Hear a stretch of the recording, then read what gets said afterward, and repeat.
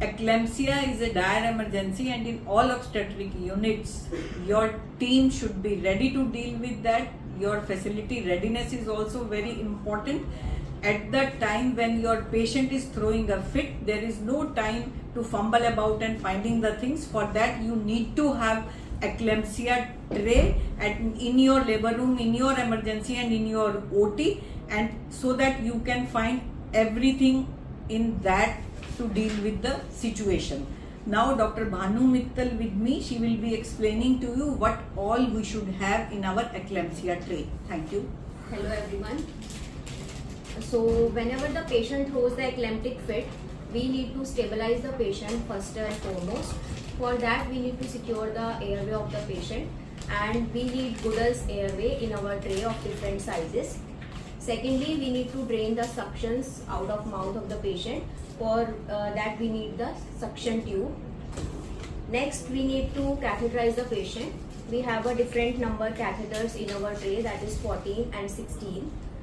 Later on, we will cannulate the patient with the white bore cannulas, that is grey, and the green cannula, which are 18 and the 16 number.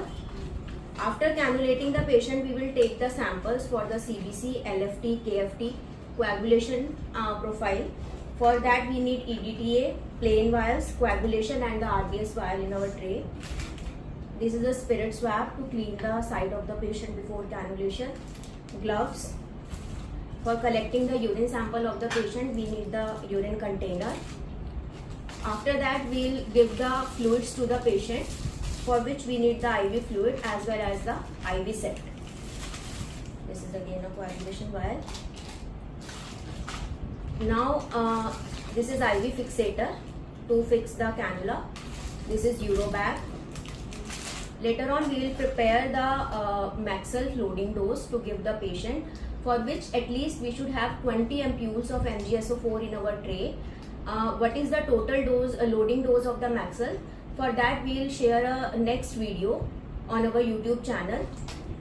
Other than Maxell, Lobetalol injection is also given, so it should also be present in our tray, along with the different sizes of syringes. 20 ml is the most important.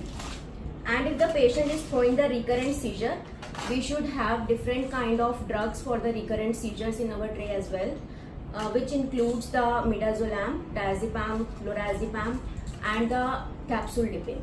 Thank you.